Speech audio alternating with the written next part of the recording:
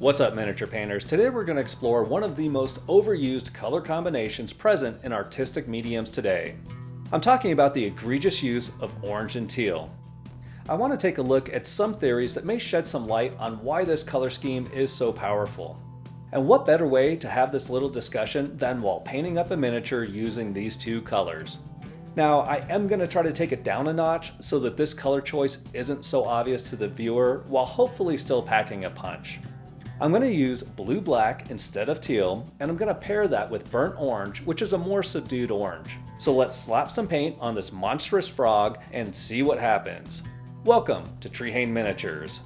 If you're not familiar with the prevalence of orange and teal across various art mediums, try Googling orange and teal movie posters to get an idea of what's out there.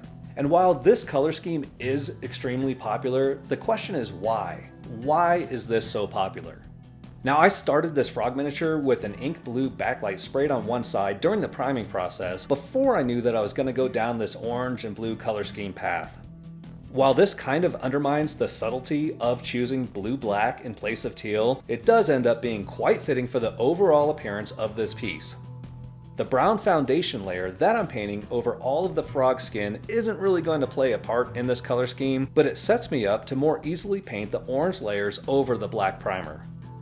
On a typical artist pigment color wheel, which is a red, yellow, blue color wheel, orange and blue are on opposite sides of the color wheel, making them complementary colors. Complementary colors are known for creating stark contrast when used in close proximity to each other, increasing the sense of depth and visual interest in the work. Two complementary colors can work together to increase the perceived intensity of the colors, making them appear more vibrant. I'm not going to spend too much time discussing the various color wheels, or any color wheel for that matter, because I don't necessarily believe that the position of orange and blue on the color wheel relative to each other is the real secret behind their appeal. If their relative positions on the color wheel were the sole reason for this color combination's success, then all complementary color combinations would be just as popular. I don't know about you all, but I find red and green together to look pretty revolting. Some people do suggest that this pair's position on the color wheel is relevant, and that it's the fact that blue and orange has the highest contrast in exposure of all complementary color pairs. And that's what creates their overwhelming appeal. I don't know about that. I think that there is more of a human perception element to why orange and teal work so well together. For this frog character, I want to touch on the orange and teal popularity without it looking too garish.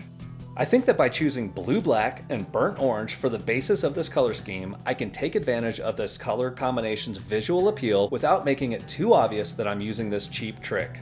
I think that in the film industry at least, this coloring trick is so prevalent that it is viewed as almost a stock approach to color editing. It's looked down upon by snobs in the industry as a low-effort cheat lacking in creativity or ingenuity. I'm deliberately attempting to take full advantage of the appeal of this style while at the same time trying to avoid the scrutiny that comes with it. I don't want it to look like this monstrous frog plays for the Denver Broncos. You know, because no one should play for the Denver Broncos. I'm also building the layers on this frog in a way that may seem counterintuitive. I'm building the color layers beginning with the lighter color for the body and working my way up to the darkest shade last. This is to better mimic the way frogs tend to have lighter underbellies and darker backs. Any auxiliary colors that I'm going to use for the tongue and drool and such are chosen in such a way as to not conflict with the two main colors. I want to take a moment to point out the fact that I'm using a dark purple oil wash for this paint scheme to add some depth and shadow to the airbrush colors. It's more difficult to leave recesses in shadow when using an airbrush as opposed to using a standard brush and layering in a more controlled manner. This is a very thin oil wash that flows easily into the recesses. It's made up of about 10 parts mineral spirits for every 1 part oil paint. After allowing it to dry for about 10 minutes, I gently remove the oil wash from the raised surfaces with makeup sponges and a little odorless mineral spirits when necessary.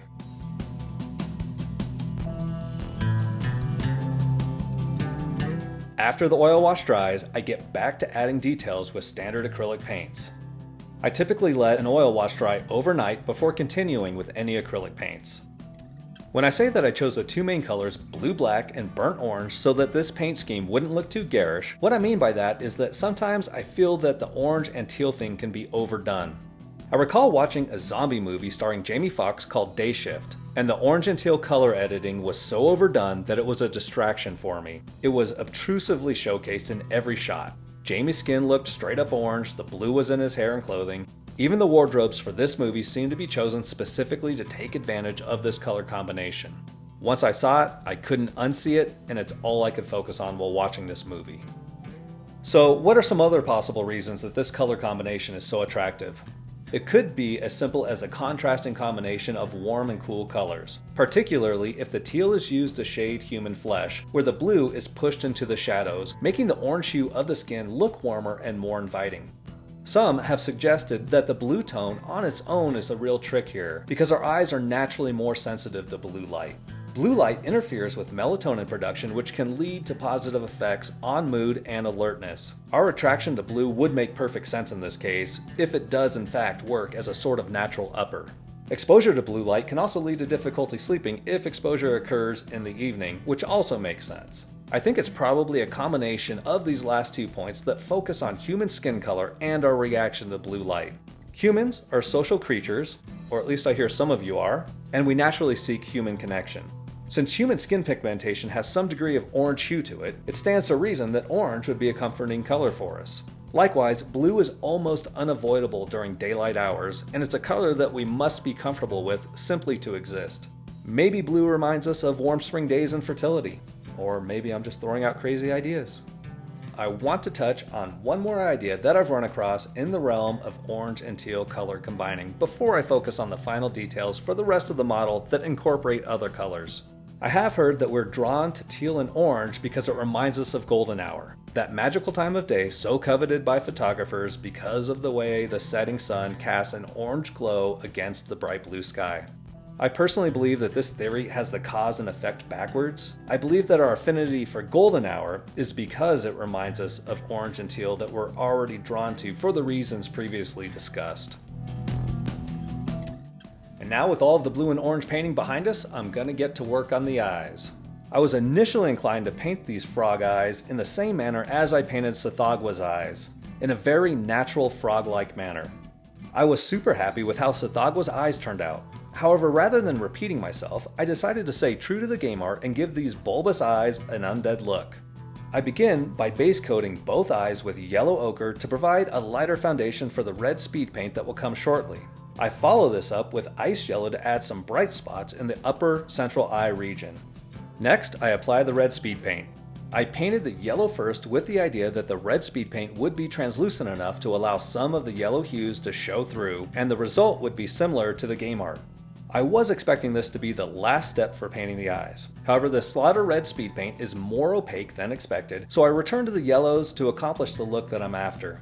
I basically apply these in the same manner as before, making sure that plenty of the red remains visible around the circumference of each orb.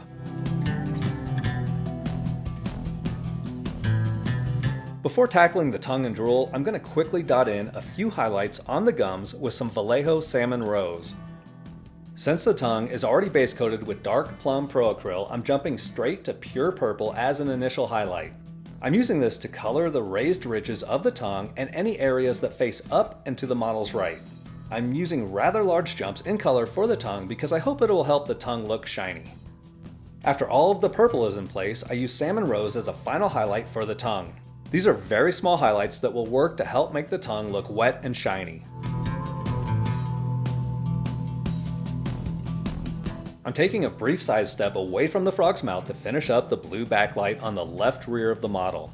This is a single application of Vallejo Electric Blue on the raised surfaces. I'm doing this now for no other reason than I haven't fully decided how I'm going to paint the drool at this point. This is something that I frequently do when painting miniatures. If I haven't fully worked out how I'm going to paint a feature, I'll focus on something else that I am sure about. This is why you'll sometimes see me painting a sculpted base midway through painting a character, or why sometimes it seems like I'm just jumping all over the place with the model. It's because I'm still processing ideas in my wee little brain. This bright blue is counter to the subtle orange and blue look that I was after with this paint scheme. If I knew the overall look I was going for while priming the miniature, I probably would have skipped the blue backlight. The end result does look pretty darn cool though, so I'm not complaining. Plus, these miniatures look way more vibrant under these intense painting lights than they do on the game table with normal lighting. With that out of the way, I return to the mount to finish up the drool. I begin with a full base coat of black-green proacryl.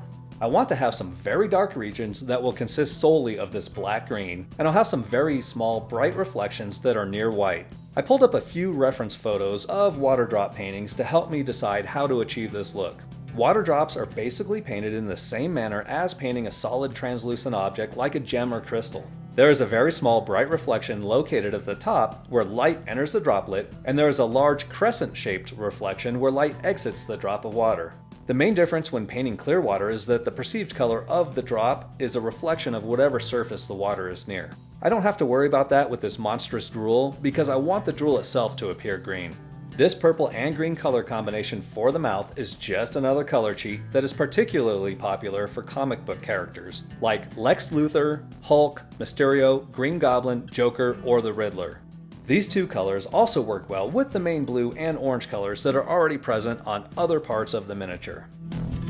After applying several layers of greens, dark yellow green and bright yellow green, I use a small amount of titanium white where I want the ultimate highlights. Then I paint a little fluorescent green over these ultra bright highlights and bring this painting project to a close. So now that I'm all done, what do you think of this color combination? Did I overdo it? Do you feel that the blue and orange is too much? Are you a Broncos fan? Thank you so much for watching. Please hit the like button and subscribe to the channel to join our growing community of painters.